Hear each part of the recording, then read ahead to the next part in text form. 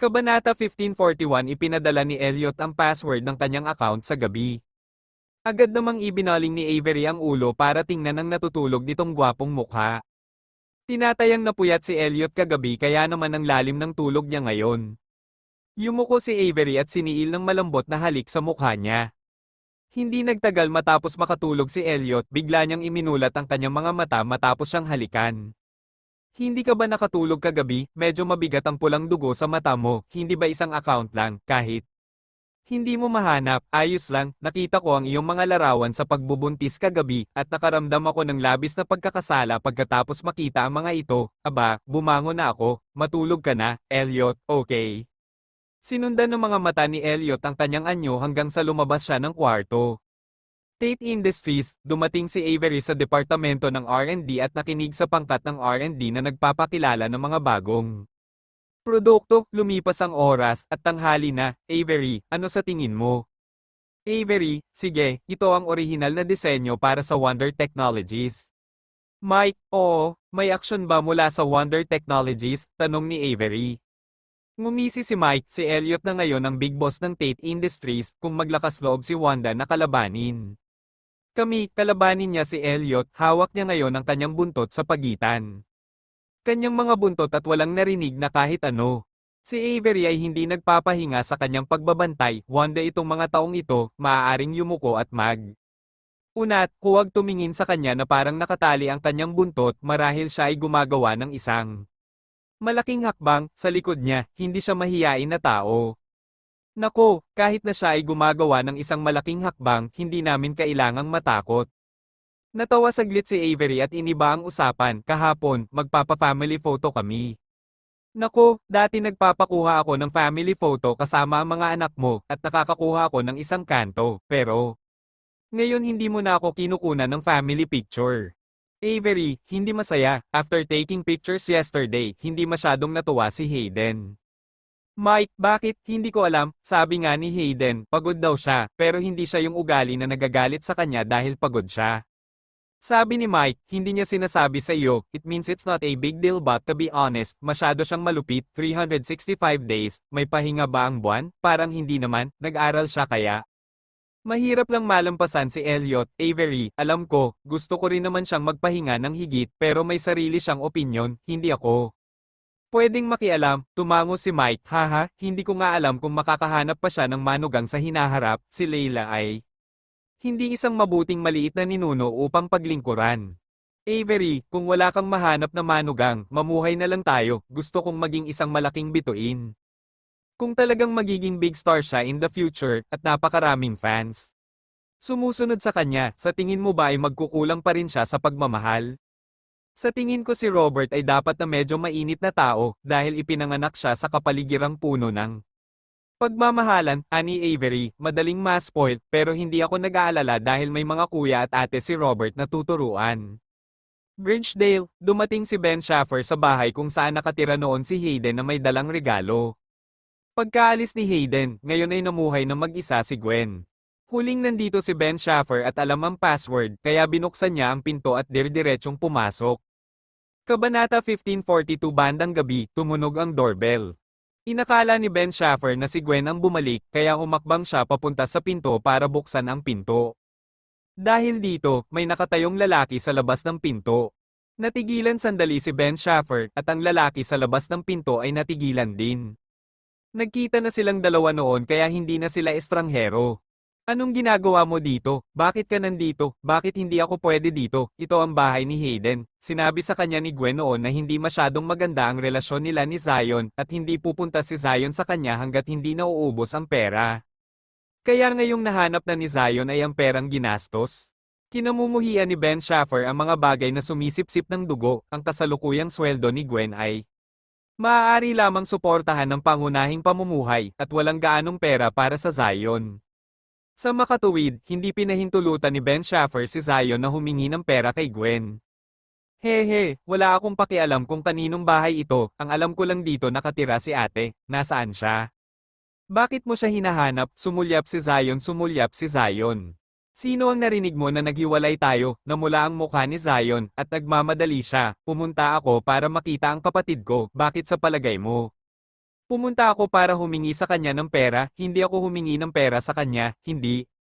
Kukuha lang ako ng mabahong pera sa'yo, ibinigay mo ito sa akin ng kusa, ngayong nalaglag ang kapatid ko, gusto mo bang ibalik ang pera, huwag mong tratuhin ang tiyan ng isang maginoo sa puso ng iyong kontrabida, pumunta ka lang para makita. Siya, matagal na siya sa Bridgedale, naisip mo bang makita siya? Ngayon, Zion, hihihi, hindi ko hinahayaan ng isang outsider na mag-asikaso sa mga gawain ng pamilya ko. Ben, Gwen's affairs, ako na ang bahala, ang gabi ay kasing kapal ng tinta. Pagkatapos ng training ngayon ni Gwen, kinaladkad niya ang kanyang pagod na katawan pauwi. Pagbukas niya ng gate ng bakuran, nakita niyang bukas ang ilaw sa villa room, at biglang bumilis ang tibok ng puso niya. Hindi kaya nakalimutan niyang patayin ang mga ilaw kapag lumabas siya sa umaga, ngunit hindi niya binuksan ang ilaw sa umaga. Sino ang pumasok sa bahay niya? Magnanakaw. Agad na kinuha ni Gwen ang kanyang mobile phone mula sa kanyang bag at nagplanong tumawag ng pulis. Anumang oras, samantala, nakakita siya ng sanga mula sa bakuran, matapos kunin ang mga sanga, naalala niya agad na may anti-wolf spray pala siya sa kanyang bag, saktong nakatayo siya sa pintuan at ipinasok ang password, binuksan ang pinto mula sa loob. Gwen, bakit ngayon ka lang bumalik? Ang anti-wolf spray sa kamay ni Gwen ay bumagsak sa lupa ng malakas. Ikaw, anong problema mo sa mukha mo? Hinawakan ni Ben Schaffer ang sugat sa kanyang mukha, at inilayo ang kanyang mukha na may kaunting kahihiyan. Wala, hindi sinasadyang nahulog ako. Oh, lumapit si Gwen sa kanya at pinagpatuloy ang pagtitig sa kanyang mukha, maghagis ka pa ng isa at ipakita mo sa akin. Kabanata 1543 Ben Schaffer, I don't know, I never seen wrestling can fall like this. Naglakad si Ben Schaffer sa sofa at umupo, nakabukas ang medical bag sa coffee table, Iodo 4, cotton swabs, at anti-inflammatory drugs nakalagay sa mesa. Sino ang binugbog? Umupo si Gwen sa tabi niya para tuyain siya ng malapitan, hindi ko inaasahan na may kaaway ka sa Bridgedale. Oo, hindi ko akalain na magkakaroon ako ng kalaban sa Bridgedale, at kung nagkataon, ang kalaban ay ang Zion. Nabugbog siya, pero tinalo niya rin si Zion. Kung hindi madaling makaalis si Zion, siguradong matanda na siya. Kung siya ay mas bata ng 10 taon, hindi sana siya nasaktan. Anong ibig mong sabihin? Hindi kita binugbog. Ano ang kinalaman nito sa akin? Ben, wala kang kinalaman. Tungkol sa kuya mo, hindi ka ba niya tinawagan?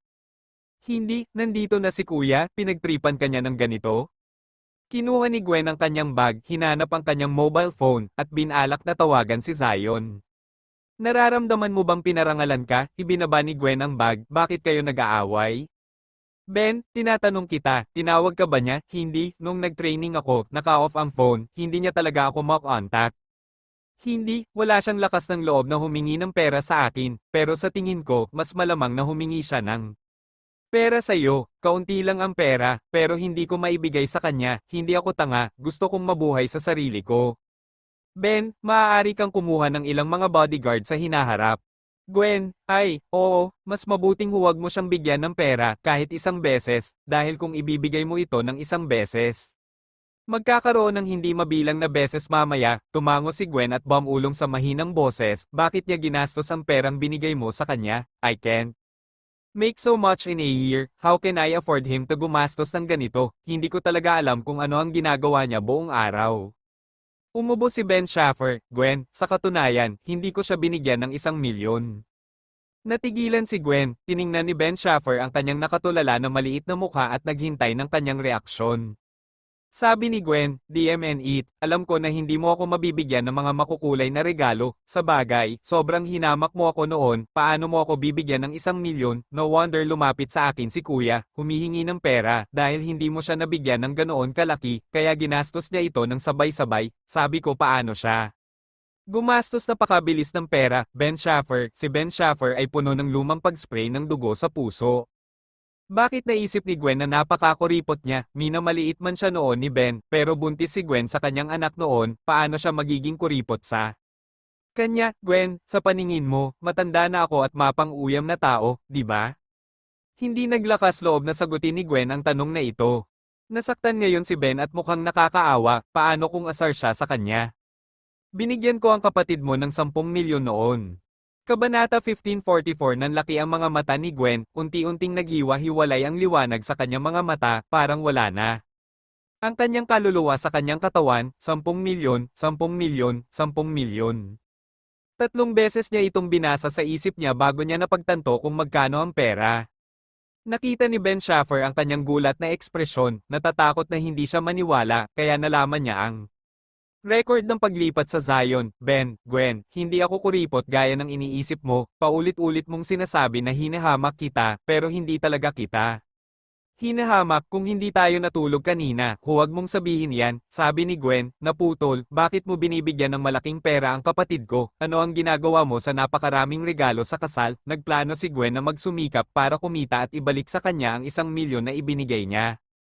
Ngunit ngayon ang 1 milyon ay naging 10 milyon, napakalaking utang, natatakot siya na mahirap bayaran sa maikling panahon, huminga ng malalim si Ben Schaffer, ang pera na ito ay talagang hindi maliit na halaga, ngunit kung ito ay isang regalo sa kasal para sa isang magiging asawa, ito ay hindi masyadong mataas, ikaw ay buntis sa anak ko noon, paano kita pakikitunguhan ng masama, antong hininga si Gwen, nako, ibinigay pala para sa kapakanan ng bata, sayang naman ang bata, kung wala kang anak, milyon na, Ben, kung hindi ka buntis noon, hindi ko alam kung paano pag-uusapan ng kasal.